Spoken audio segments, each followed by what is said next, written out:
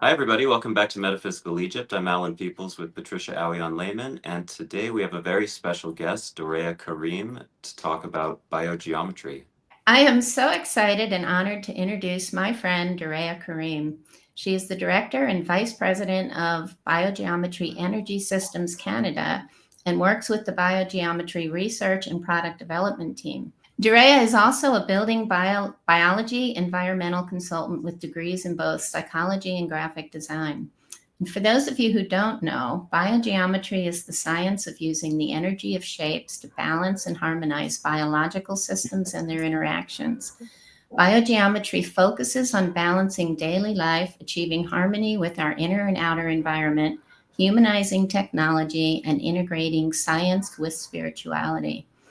I met Doreya, her father and founder of biogeometry, Dr. Ibrahim Karim, and her sister Layla almost exactly 5 years ago in February of 2020. I was so excited to finally meet the people that my colleagues here in Egypt have been telling me for years that I needed to meet.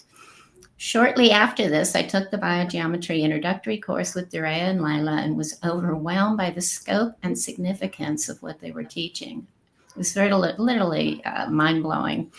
But before we get started, I'd like to share a quote that Doreya shared once when asked if she had a favorite quote that she used to live by or think of often. And she responded with, "Only those who see the invisible can do the impossible," by Frank Gaines.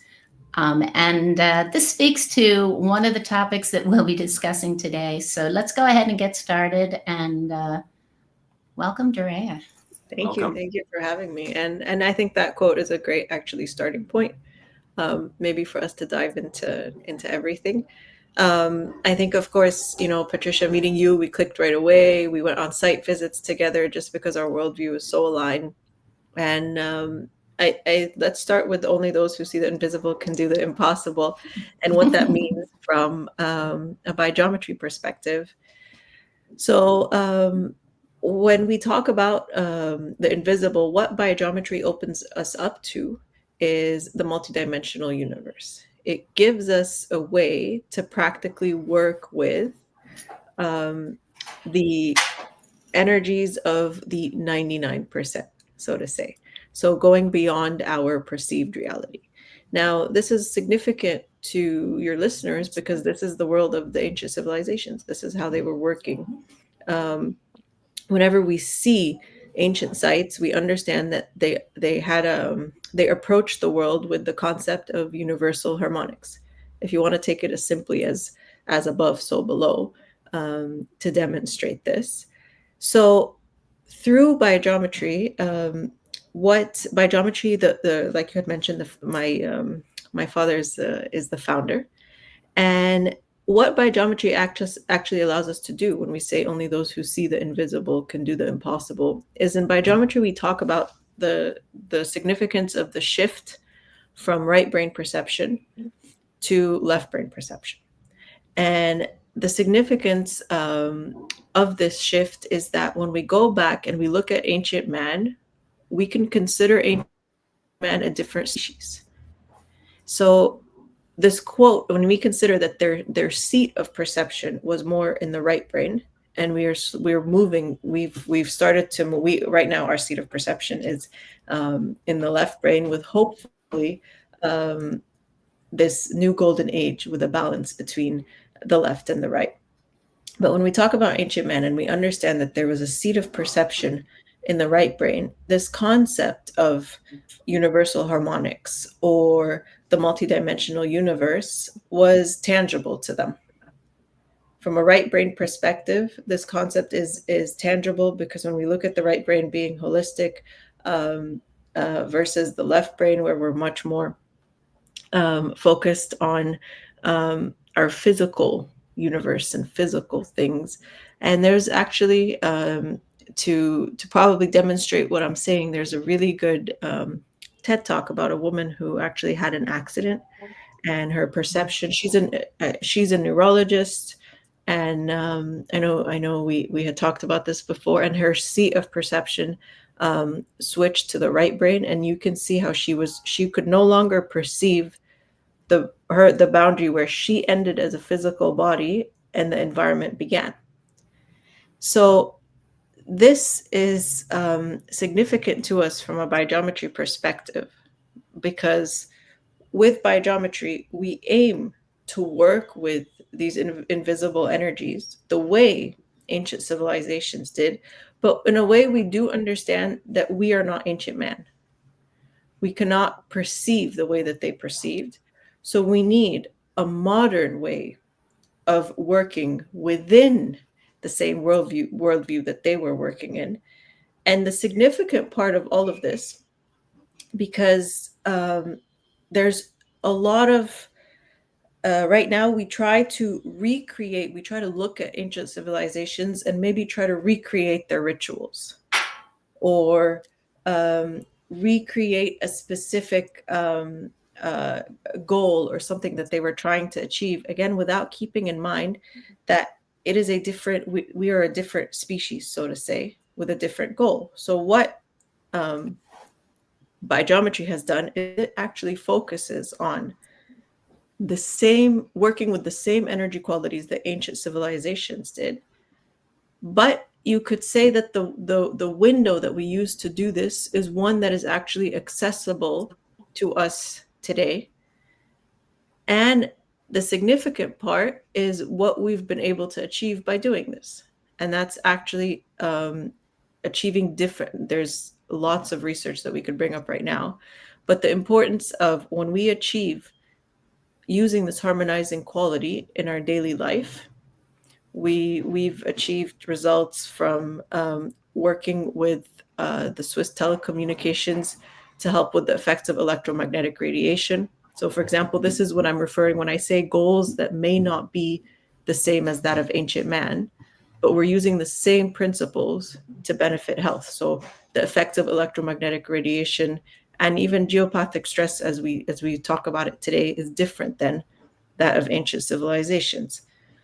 So, from also in master's and PhD thesis being offered in biogeometry, normalizing serotonin levels in depressed mice, for example, working with those who are familiar with Dr. Emoto, working with recreating this shape in the environment and seeing the effect within the water crystals. So it's not here, it's not through intention and thought, but it's more through placing specific shapes in the environment, redesigning the environment and seeing the effect on water quality, raising chickens without any antibiotics. So it's a large list of possible applications. But the point here that I think is the most significant to your listeners is the idea that when we approach the environment the same way that ancient man did, we are starting to see this whole host of solutions and benefits that can increase our quality of life. And maybe now I can just quickly take a sidebar and just say what biogeometry is, what we do. Great idea. So we're not a little bit lost. But basically, so my father, architect and an engineer by profession, he had inherited through a series of serendipitous events, maybe those who have read his book, Back to a Future for Mankind, one of his books, would know the background of this story. But he inherited these texts of French radiesthesia, and their significance was that French radiesthesia is a school that allows you to classify energy according to its resonant color. So this is, if for those working in the subtle energy field, this is quite common. It's just like classifying something as yin yang, for example. So this is or sympathetic resonance between any type of approach. A lot of vibrational approaches use sympathetic resonance in order to classify different remedies, classify solutions. So this was what French radiesthesia gave him, was a way to classify based on color scales. And radiesthesia itself uses string instruments, but it's not to be confused with what we would refer to as mental dowsing. Instead, and this is important because this is kind of where we can bridge the gap to this concept of universal harmonics. But by using these string instruments, we actually begin to enter into resonance with what we would call not just the color that we see, but the color quality, which is multidimensional in nature. So a very simple example of this, those who are interested in the field of subtle energy may know what your chakras are. So you'll see that some people will attribute different colors to the chakras. Maybe they'll say the throat chakra is blue. Well, what does that mean? When I look at the throat chakra, it's not blue. So once we have a string instrument that's in resonance with the color blue, we actually begin to apply the laws of sound to that of color. And bringing in the concept of universal harmonics, now we can understand that what we're saying is the chakra is in resonance with the blue color quality. Now, this is quite significant when we understand ancient sites, because you can actually look at the netters in ancient Egypt as each being in resonance with a color quality. So this is because now we understand. So just the simple color blue, all the way up to the netter, which we would consider a universal law, are in resonance. And so when we understand that, so when in ancient civilizations they were working with these universal harmonizing qualities outside of them, being aware that they are actually also within them, and creating As this above, so constant, below, right? exactly, As creating this without, so within. Yeah. energy exchange. So now going back to the birth of biogeometry. So I had mentioned that my father was an architect and an engineer, and why this is significant. I would also say with a background in master planning, this is significant because when he received this way of classifying energy qualities, this huge school that he was told that as an Egyptian he would be reviving safely, he already knew, to anybody, to most people who would inherit this kind of information would be looking at, okay, how can I create some kind of diagnosis system using this? But he acknowledged that there's things, for example, if we look at Chinese medicine, that have been there for thousands of years and are quite efficient. They work extremely well. So he's not a doctor. There was no he's not a doctor, and there was no desire to reinvent the wheel. But he started looking, okay, so as an architect, and this becomes now this ties it back to ancient civilizations. As an architect, what he wanted to understand is the energy quality that you have in sacred power spots. And he wanted to know how he could measure this and be able to reproduce it in architecture. Now, this is important because we understand the significance of these spots in that they were chosen because of this sacred energy quality. And when we look at the history of many sacred power spots, and Patricia, you can jump in here anytime. Yeah. When we look at the history of these sacred power spots, there's so many things where we see that they would have been different civilizations will come with different beliefs, and we will find them using the same sacred power spot, and sometimes even the same rituals. So the same ritual continues, or how we interact with the spot, with a new belief system, a new era that would generally, you would think, would wipe out the one before. And that these were spots that we see how animals interact with them. We see how plants interact with them. We see how they were chosen. For example, when choosing sacred power spots, there were traditions where they would do things such as see how fast meat would decay, and the areas where meat would stay freshest the longest, they would choose as their sites. Wow. There's hundreds of stories of different sites, and these are, in when I've traveled and taught, there's of course these huge famous sites, that we're in Egypt, and that's what we're talking about. But traveling Everywhere in the world. Yeah. there'll be little towns that I hadn't heard of before teaching, and then they would all have these significant stories of how the local castle or the local church was chosen and built. So why he was interested in this now is because, like I mentioned, he was coming in as and that's why I had mentioned master planning, because of everything I had just said with all of the ancient sites and how they're laid out. But more importantly, in these sites, of course, also being the seat of all of the rituals of ancient times, of pilgrimages, etc. But in these sites, people would experience healing or oracles, or let's say they became these sites are universally beneficial. That's the best way to put it.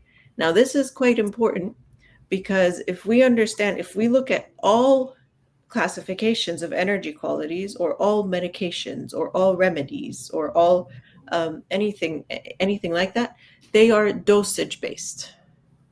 Even when we talk about lots of herbs that can be beneficial for people uh, um, regardless of their health problems, they're still dosage based. There's still a point where you can overdose. In the power spots, this is what was being referred to, what we refer to as the centering quality, because it goes beyond that dosage effect. And when we understand how to recreate this power spot in design, it's actually quite significant in that we can even see that it goes beyond space and time. Because one of the first examples that we show in class is if you take a shape such as a circle, for example, and you've tuned into this energy quality, you found the wavelength of it, we call it BG3, you would find that BG3 energy quality only at the center of the circle. And this is significant because the center of the circle actually doesn't exist in our physical dimension, because you can keep expanding it and expanding it and expanding it. And by the way, this concept also of using wavelengths to identify locations is also, you can see different in Europe, and all throughout Europe, you can see different types of dowsing tools in the form of wooden rods being held in different lengths, and they would use these to actually survey locations before building churches and so on. So this BG3 energy quality, the centering energy quality, once he had learned how to identify it, and this was the birth of biogeometry. So using this scale of colors, he found the 3 colors, that's why we call it BG3, that you always find in sacred power spots. And they're what we call ultraviolet, gold, and negative green, which negative green is a gray color quality. And when these are occurring simultaneously together, it's what we refer to as the centering quality. And you will find you will find it in every single chakra in the body. You will find it in sacred power spots. And what we do is we work on how we can reproduce it in our environment, which is exactly what they did in ancient times, whether it's through laying it out in their master plans so that every person was connected to it, or going as far as connecting the pharaoh, for example, to the archetypal universe through different archetypal statues and carving the pharaoh's likeness using specific proportions and archetypal dimensions. So biogeometry basically opens up this entire world, but in a practical manner. Yeah, amazing. So many things come to mind with what you said. And just going back a little bit, when you talk about architecture and health being 2 different things, it brings to mind Imhotep. And I often, on my podcast, Allan will tell you, I associate your father with Imhotep as the modern day Imhotep. It actually means he who comes in peace, right? Who comes in resonance is the way I see it. And he was, the grand architect, right? So he understood the energetics of form, structure, but also he was the physician, like Asclepius. So, of course, one and the same, actually, but this idea of understanding the flow within the body, which is so much of what you're talking about and so integral to everything in ancient Egypt. I mean, and what comes to mind when you say this, I'll say it's the shift that happened when, so my father, also being a professor of architecture, has gotten to have many students get their masters and PhDs in biogeometry.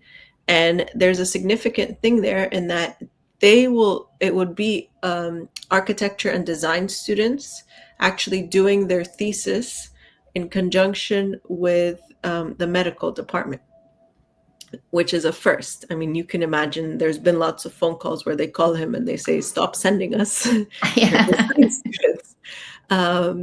And so that actually goes back to exactly what you were saying, this concept of being aware, how designing our environment is actually designing our own subtle energy field. Now, of course, um, we see this a lot. It could be in different ways, right? So practically, when we're looking at sites, it could be through the distribution of energy in the site. It could be, and once we know the distribution of energy in the site, which of course now you can analyze once you know how to measure these tools. So that's kind of what I was talking about in the beginning. It gives us the tools today to perceive these energy qualities. So it could be how the energy is distributed in a site, and it could be once we know how the energy is distributed in a site, how it's amplified.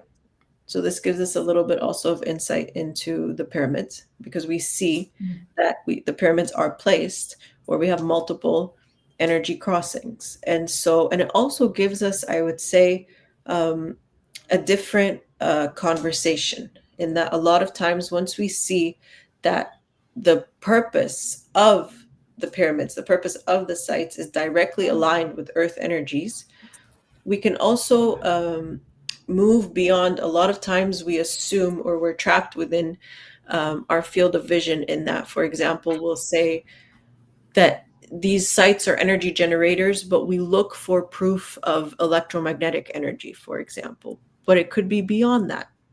It could be going further than what we are, I would say, tied into today, within this what, as soon as we refer to energy, people start looking for, like I said, electricity. So there could be, like I said, so first we need to, with biogeometry, you look at the energy of the site, you look at how we interact with the energy of the site.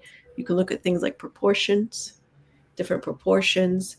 So the obelisks, for example, are a good example of of a menhir where we've added proportions.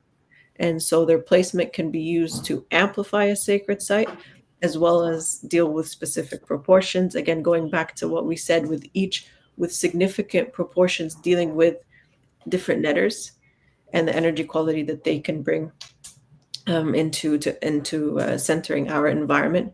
So you can have proportions, you can have sacred numbers, you can have different types of shapes. And so when we look at a site from this perspective, it's first of all, we start communicating with it in a different way.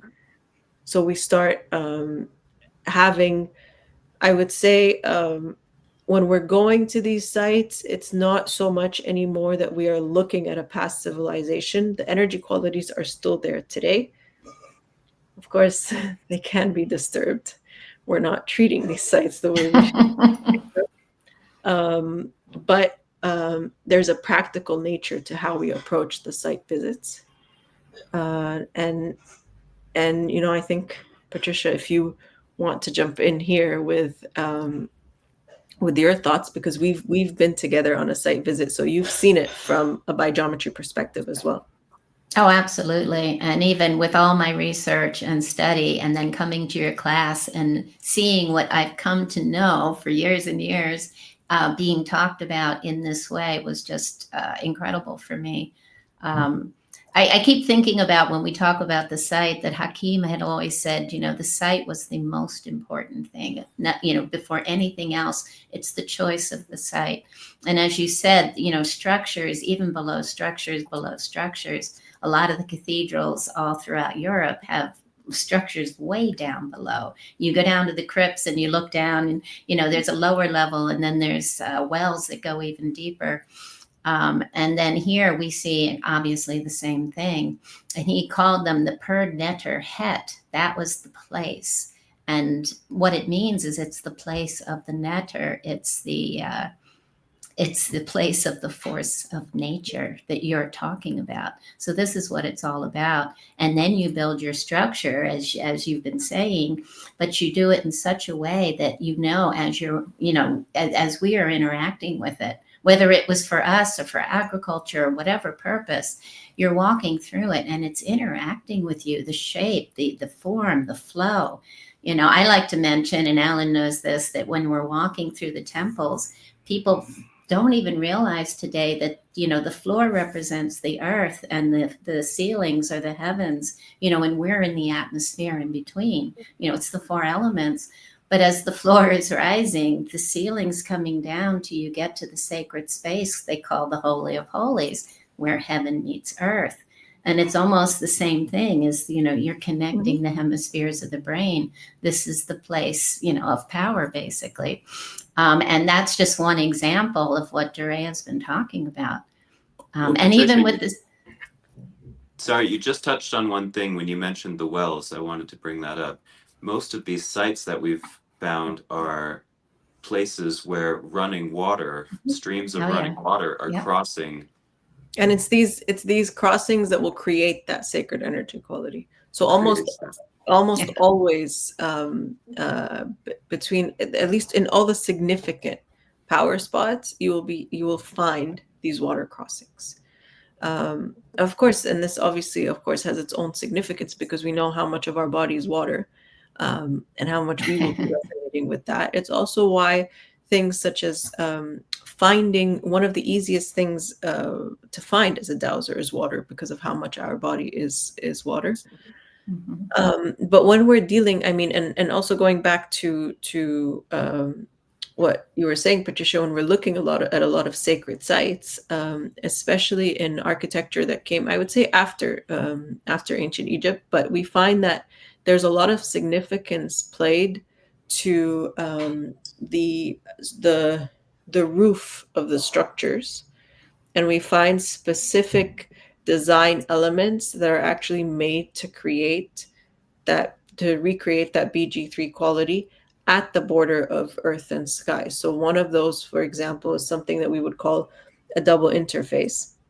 And a double interface is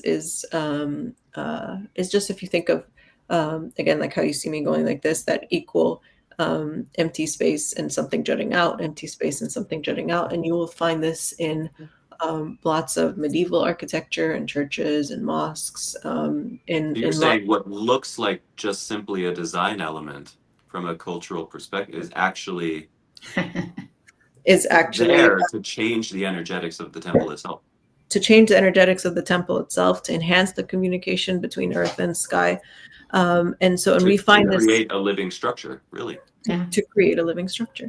And I think this is, the most important thing here is when I would say what BioGeometry offers is, when you go in, it's a lot of times we do is the more, and I guess this is the more we find out about subtle energy, the more we realize how advanced they were. Yeah. And so this is, and it has, it has happened. I don't know who was telling me that there was only until that we could perform a specific eye or brain surgery did we then realize that was what they were performing on one of the mummies. And so it's the same thing with BioGeometry. We're learning how to step into the shoes of this worldview. But what is the most important, and I've said this early on, is when you begin to actually embody this worldview from a practical perspective, then you can begin to solve modern day problems. One of the main things that's creating this gap is that we're trying to use the same techniques that were used in ancient times and applying them today. And we'll miss, and for example, Patricia, you're someone who's extremely aware of the energy of the importance of the sacred site itself. But for many people, the ritual is removed from the site. For many people, the ritual is performed having nothing to do with the site, sometimes not even if it's also tied to a specific time or something like that, the ritual is also removed from that, and that creates a different energy quality. It doesn't create the same effect. And of course, we can go, I mean, it goes deeper and deeper, because when we go into classifying shapes from a biogeometry perspective, we've classified the shapes that are in resonance with moving from the physical plane to the vital plane to the emotional plane to the mental plane to the spiritual plane.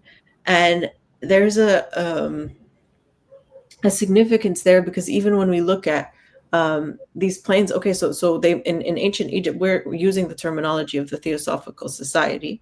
Of course, in ancient Egypt, it was not so much planes, but more functions. If you're talking about something like the Ba and the Ka, so functions of the soul, but it's I would say the mirrored understanding.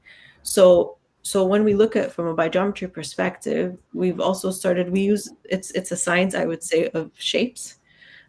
Shapes is why shapes is important, because because obviously it's the looking at the applications in architecture, and recreating it in architecture. It's as if you start seeing architecture as a living, constantly vibrating structure, then we understand how shapes is actually one of the most practical ways to bring the centering quality into our environment. And so by understanding now how we can access the different shapes from the physical all the way to the archetypal and going into the spiritual, it also allows us to analyze how this was done in ancient times.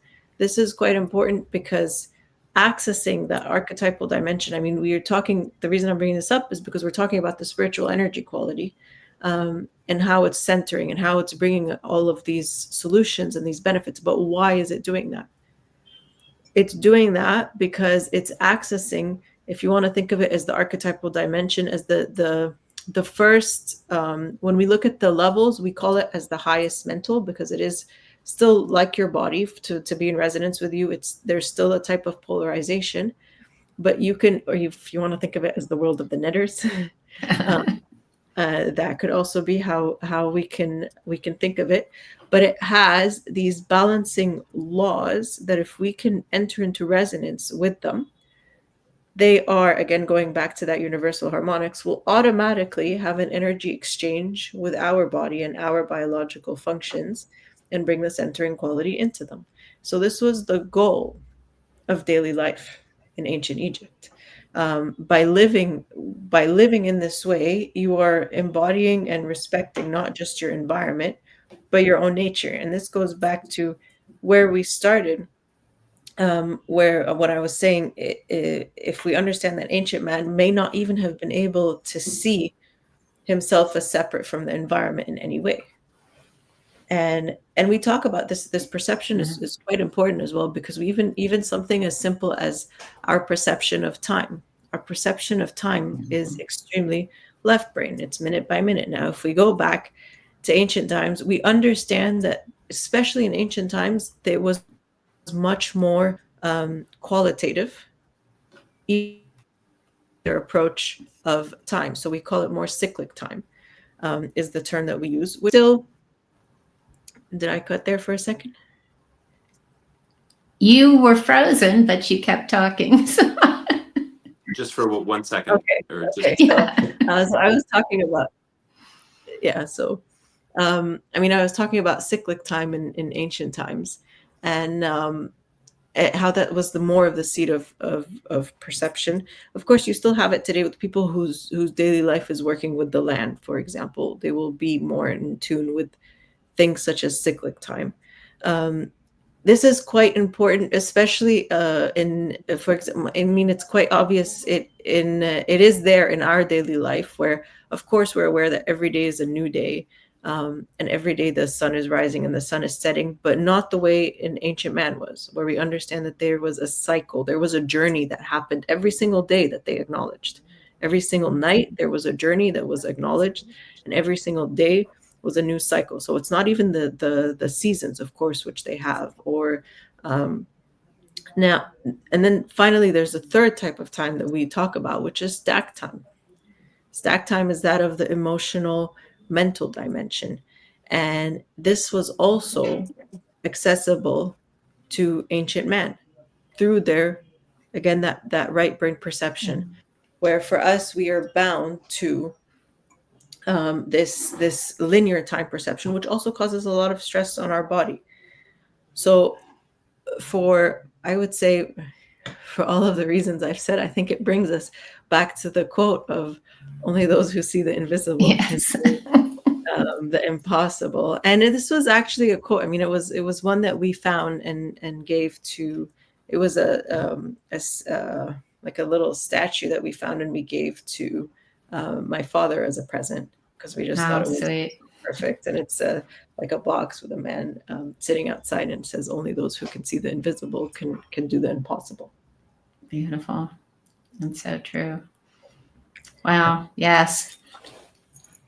I mean, I think also we saw the practical nature of it with some of the things that you showed us on the sites. Where, for example, there was when we went to Saara, we were looking at the plateau, and we had talked about the importance of either going up the stairs from the right side or Yes. going up the stairs from the left side, and the different effect that would have on the body.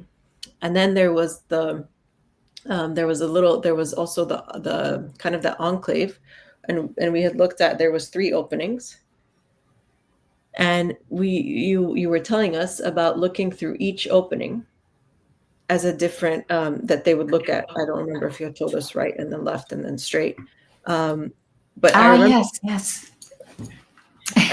On the other, in the other courtyard. Yes. Yes, maybe you can elaborate on what I'm talking about, which part of the site. Well, yeah. You started out at where they had the patients' tables at one time, because this was known or said to have been an ancient sort of sound or frequency healing hospital. It's also the Hebset Court, which was all about, and we've talked about this on our podcast, but it was all about the pharaoh or the king at a certain level of time of rulership, 30 years, that he has to bring himself back into balance to prove he has the right to rule, which is uniting Upper and Lower Egypt, which I kind of liken to the 2 hemispheres of the brain, of course. So that was what you were originally talking about. And you had to go through this little, I call it a little labyrinth, because it's certainly not a walkway, but it's taking you back to a niche where the physician would put his head, and this was connected by channels of underground running water to the tables. But when you're done, basically being looked at, and they determine, where the flow is blocked, then you go to this next courtyard, and you're speaking about the chamber, where you actually go in, and there's 3 niches, and one is your connection to your feminine self. One is your connection to your masculine, your relationship with the masculine within you, and the other gives you the chance to experience complete balance. And I'll let you go from there. Well, I was saying, just from a biogeometry perspective, so the practical approach there is when we got to see, because I remember it was a different way of approaching the directions when we started to measure for me versus my brother. And so I was facing one direction first, he was facing the other direction first, to get that balancing effect. And this is actually quite important when we're dealing with the sacred sites, because we talk about 2 different sides of what we would call the energy key, and there may be one side that's better for you to start from versus the other, depending on your current makeup as well. Now, the center might be beneficial for all. So different things like that. And even, for example, visiting, I would say, different sites. There's also where you can be. When we visited the first time, when we went into the king's chamber, I remember I was picking up, and of course, having grown up in biogeometry, I was picking up, of course, some great measurements, but it wasn't, I would say, life-changing. And then, so my father saw me, and he said, "Give me a second." And then he did a visualization where he actually started to visualize the structure as it was, and started to visualize closing that that king's chamber. And then you could see that's when the energy kind of went off the charts. So it's also, I would say, biogeometry begins to give us the key to also build in the missing pieces and understand that what we're looking at and analyzing isn't also necessarily a representation of what it was back then. Beautiful. Know So you can actually go back in time through visualization. And maybe, like you said, the energetics of the pyramid without the casing stone, that Torah limestone, was totally different. And so much more, because so much of the site has been quarried. The flow of the And it water. was even as well, just closing the king's chamber as well made a huge difference, like visualizing it. Wow. It closed as well. So yeah, so I think, I don't know if Patricia, if there's any questions, or Allan, if there's anything you want to bring up before we end. I mean, it's really fascinating. It's like the missing link between ancient spirituality and modern science is exactly this discipline. I mean, It is. And I want to point out that, through all my time with you guys, and I watch, your podcast, yours and your father's, and I'm always amazed that people bring up the different things like what Wi-Fi does to the body, or I recently heard your father talk about AI, and he never says, "Oh, this is terrible," and what, it's always you address it in such a way that you have solutions.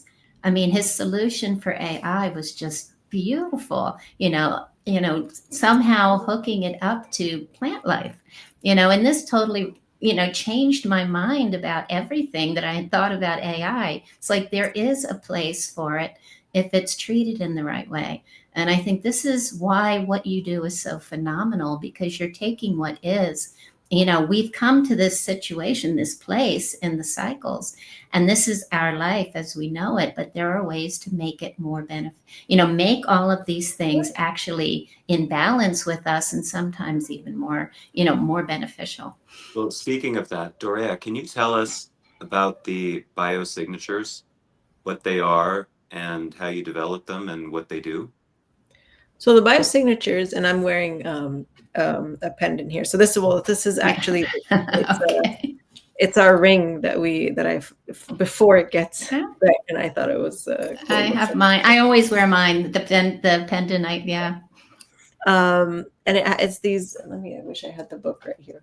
I mean, this is an emitter. It has biosignatures on there. I can use it to show. Oh wait, I have the book. Yeah, just show. Okay, so that kind of those squiggly shapes are what we are calling the biosignatures. But when we look at, for example, if you look at the body, there's different energy flows, just like the earth, that move through the body. And for those familiar with the meridians, for example, those are energy lines that are following the shape of the body.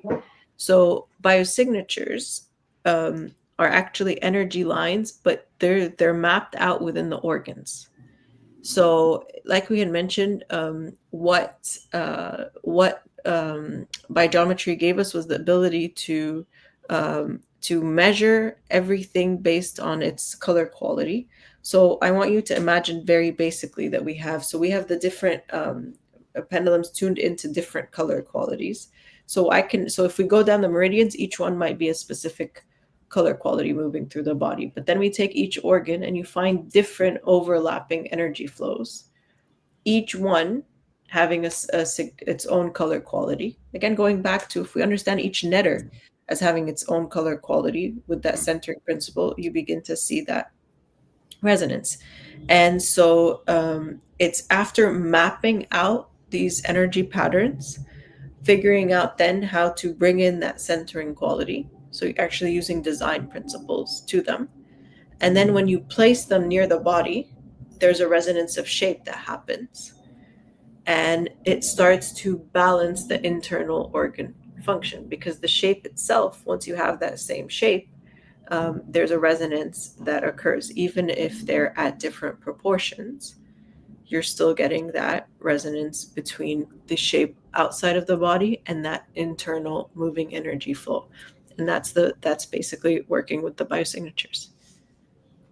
You know what? That just made me think. if there are beneficial shapes and signatures that can help you, there must also be harmful shapes and Yes. signatures that can be detrimental. And I'm just thinking, how many of these corporate logos are based on these Well, negative also, energy shapes? I mean, we haven't also touched upon this now, but there's also when we look at pyramid shapes, those are one of the most detrimental shapes in the Yeah. sense that when people are recreating the shape of the pyramid, most aren't aware that when we look at the Great Pyramid, that there's these little indents, so you can look at it as eight-sided and not a perfect square base. These indents actually have a significant role in changing the energy quality. If you think about from a shape perspective, of course, something that's eight-sided, it's going to have a different energy quality than something that's four-sided, and it gives us a rotation principle, but also cancels out a negative quality. Hmm. And it's not the only solution to the pyramid shape. You can have elongated pyramids that have this solution. You can have different types of bends that create the solution, but the pyramid shape, as it's generally recreated, is quite harmful. And also, we generally would probably exasperate this effect because when we understand the purpose of the shape of the pyramid, and this is where we were talking about sacred sites, and we said, so if you look at the sacred site, you look at the distribution of energy, and then you look at, once you know that distribution, how do I amplify it? I had mentioned maybe menhirs and obelisks, but a pyramid shape is also, regardless of material, the material, of course, played a role, but regardless of material, a pyramid shape and a hemispherical shape are energy emitters. And so when they're based on, when they're placed at the seat of where these energy lines cross, they're emitting a specific energy quality. We tend to just take pyramids and place them in an office, for example. Some people may place them like on top of a printer, for example. What are they amplifying? Some people sit under them. Yeah, some people sit and meditate under them. Uh, so like you said, there is, of course, and of course, when we look at, I mean, even when we look at ancient Egypt, we understand that there's also specific, when we look at the sites, uh, they also had ways with subtle energy, with different types of ways to ward different sites, for example. So even when we're going to a sacred site, there needs to be some understanding of subtle energy, because it's not, um, there can be things that are draining to our energy system in a way, or how we're treating or moving things, affecting their energy quality. So this understanding is also quite important, I would say, to have if you're in this field or this realm. What about the colors that people wear, clothing and Of course. the car you drive? I mean, like the colors you choose to surround yourself with, what can that say about? I mean, so a lot of times, I mean, working with colors or different types of color therapy is quite common. You do have, I mean, you do have a whole system where people, uh, I forget the school, but you could actually purchase. I was on the board of the International Light Association, and there was, and I wish I could remember his name. I'm quite embarrassed that I don't, but great author, great researcher, large body of work, who has created specific glasses with colored lenses, each with, and so depending on an imbalance in the body, he'd be having you wear the glasses with the different color lenses for their effect. Now keep in mind, what's a little bit tricky is, from a biogeometry perspective, you're still in dosage there. You Oh, can overdose on a color. So we instead would say, design the frame of the glasses. If you design the frame of the glasses with biogeometry principles, then you're using that centering quality, and again, right away have connected it to that energy quality of a universal law, for example, bringing that into your system. So of course, it's everything. Everything around us has an effect, but a lot of times people do wonder, okay, so if everything around us has an effect, how can some little shapes or things like that have, why do they matter in the scheme of things? And when we begin to look at the color qualities, there's a certain color qualities that have what we would call communication effects. And the way that they discovered this in French radiesthesia is they would actually take the way that they would classify the color qualities is they would look at how looking at a sphere how they would be placing the different color qualities in relation to the sun. And then they found that they would always be placing green directly below where you have the sunlight hitting. And for a while, they only worked with the color qualities that are on the outside of the sphere. And then they realized that the bottom of the sphere, there's still an energy coming out. And that's what they called negative green. So that's why it's referred to, when I said in the beginning, that's why it's referred to as negative green versus gray. This was significant to them because, or it's significant to us because it's the color quality that penetrated through the sphere and came out the base. And this is a quality that we find in our communication devices today, in X-rays, but also there's a beneficial aspect to it that you find in sacred sites, in rituals, in places of communication. So it's actually the amplification. And remember, I said it's one of the qualities of BG3. It's actually the amplification of this energy quality that allows specific shapes or colors to communicate more with the body and the space. It's amazing. One thing I'm fascinated by that Patricia told me about when she took your class with the drawing the shapes, that you can meditate on the patterns of these little squiggly lines and even stand up and dance them out. And that just makes me think of, all of these cultures around the world that have these dances that are passed down generation after generation after generation. Even they're not just dancing in a circle, they're actually manipulating energy. I mean, there's a lot of different postures that we can talk about, but one of the things is if you just, wherever you take the palm of your hands and you begin to position the palm of your hands, you can start to, so here for example, I can start opening up the throat chakra. I guess you can't see me here off the screen, but this way I can start opening up the heart chakra and balancing it just by the positioning of the hands. So even when we look at statues, sometimes you will see it might look as insignificant as which foot is forward. Yeah. Which foot is forward has an effect, or where the palm of the statue is, for example, on the body, or on sometimes you'll find the statue is of two people, where it is facing the other person. This all actually has a significant effect. Of course, now if you're into things where the purpose is shaping the body, so things like yoga, things like the mudras, different things like that, the purpose is you're shaping the body for a significant effect that we can measure. And the thing is, you can measure this also on a wooden statue, or a statue that we're finding. That statue that you can measure on a wooden statue. We do that all the time. Now it's the same thing. Now imagine when you're going and you're seeing these humongous statues, or these archetypal temple drawings. Well, these are directly in resonance with your body. There's an effect happening right there. Even if you're not taking the posture on, when you're looking at it, it's as if you're taking that posture within your energy system. And that's and I don't think many.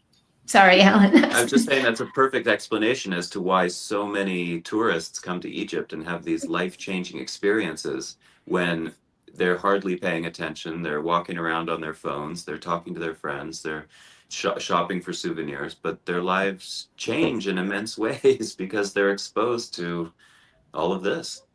That's exactly what I was going to say. Yeah, absolutely. Sorry, Allan, that's exactly what I was going to say. And that also brought to mind Sekhmet, because I don't know if you've ever been in front of Sekhmet at Karnak, but she's this, ancient statue. Hakeem said probably still standing in the same place, one of the oldest in the world, still standing in the same place. But everyone who seems to be open-minded, and some who aren't, stand before her and they can see that she's alive.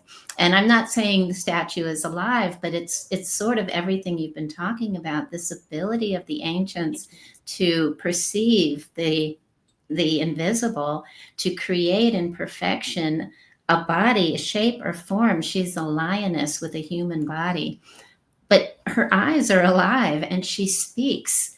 And if you open your mind to have that experience, people leave with deep, heartfelt messages. And it's such a beautiful experience. And I can honestly say I've had these experiences where, we communicate, we talk. It's also really affected me to go into the new museum and to see some of these statues. And I know your father's talked about this, out of place. The museum, it's a spectacular place, and I don't want to downplay the new Grand Egyptian Museum. I haven't been yet. But, I had a favorite statue of Mut that I used to see in the Cairo Museum, and she's now way up the stairway and sitting on a pedestal with a bright light shining in her face. And I thought, no, you can almost feel that this is wrong, that she needed to be on the earth in the place that she had been sitting. So there's that as well. But I think also what you're saying about Sekhmet and the communication that happens, that touches back onto what I was saying, moving beyond our electric universe in a way, because we can measure. Okay, so of course you can't measure the type of biological. So whenever people are searching for the meridians or chakras or different things like that, they're searching for biological activity, the way we classify it. Sometimes maybe different electrical impulses, different things like that. And there are researchers that I believe have found proof of these different functions. I mean, I've read different studies related to this, but again, and from a biogeometry perspective, we move past that because that's quantitative. Now we look at it from a qualitative perspective. We move past that in that just because it doesn't have this biological activity that's within our perceived reality doesn't mean it's not alive and communicating with us. And when we move past that, we see that we can measure all of the same energy qualities in our body as an energy quality within the statue. So that's going back to where we can unveil or not be trapped within what we're able to tangibly perceive and work with here. Now when I say that, also the importance of that is a lot of times, the reason that we go back to the biogeometry being the practical part is it's not based on our own. It is based on. Okay, let me reword this. But it's not so much based on recreating a feeling or anything like that. Once we understand how we have a qualitative scale or universal scale, and we apply it, the whole point is that we get results that are verifiable by research. So that is the whole idea, is that we can actually access that invisible universe, so to say, bring in these balancing principles into our modern day life and verify it in a way that is applicable, that the scientific community will accept. And so that's what biogeometry has done. Whereas it goes back to, even like you were saying, when we're talking about Wi-Fi and AI and all of these things, we're actually right in the middle, because there's a lot of the people who are against Wi-Fi are not happy with biogeometry, because we talk about that, okay, so instead of going in the opposite direction, which at this point in time seems quite impossible, we bring in the forming process in nature into it. And if we do that, and so this is where, like right now, a big thing that my father talks about trying to bring in the forming process in nature into is as we're moving to electric vehicles, for example, how can we form these in a way where they become beneficial health-wise to the person riding them. So that's a huge part of it, in that we use these principles to benefit our lives today and pay respect to where we come from. Kind of pay respect to the journey. No, I think it's fantastic. Really, really incredible. especially as you said, with so much that's happening in the world, and we feel like we're in a state of chaos.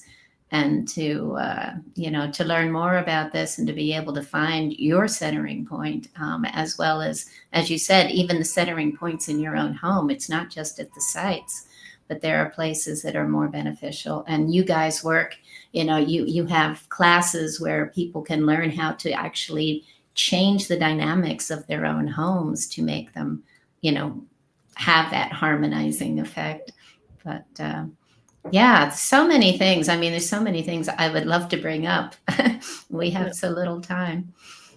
I mean, hopefully this can be one of many conversations we have together, and I'll get the rest of the team. I'm sure my father would love to join, and my sister as well. And that would be fabulous. And if we're talking about home environments, it's a family affair. My brother will be here, so yes. I mean, we're meeting on Zoom, but we're both in Egypt, so it does feel like well, we're not all both in Egypt. Wow. But thank you for having me. Thank you. Patricia, do you want to mention our upcoming conference?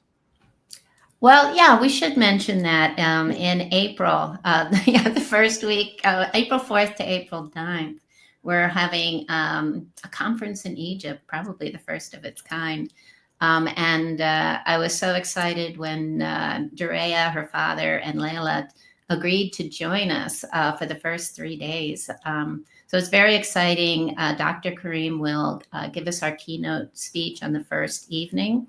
And Doreya and Layla will offer workshops and presentations the whole afternoon the next day. And we'll have site visits and we'll have lots of things, throughout the week. But Doreya and Layla are going to teach us a lot about everything we've discussed today with, measuring at the sites, measuring energy flow, finding those centering spots. And we're also, both of us, offering the BG16 pendulums for everyone who comes to the conference, so they can actually go out to the sites and do this for themselves and in their own homes. It's our goal, like everything that we just spoke about right now, it's our goal that whoever leaves the workshop comes out feeling like they can actually practically apply some of the things that we spoke about. It sounds, I know the workshops are only 2 or 3 hours, but when we look at the sites and we look at what we can achieve, I do think that from that there will be many practical applications that people will see Egypt or interact with it differently.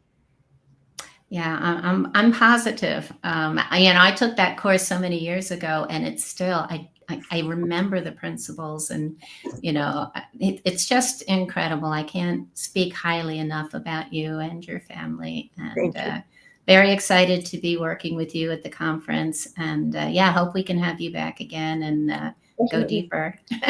Definitely. Thank you so much for joining us, and you can find all the info on our conference at metaphysicalegypt.com. I will include the website for BioGeometry, and I'll mention the books that we talked about, as well as the other 2 books by Dr. Karim. And so you'll have information in the commentary with underneath the recording. Wonderful. Awesome. Thank you very much. Thank you, Doreya. Thank you, Patricia. Thank you. Thank you. Bye, Doreya.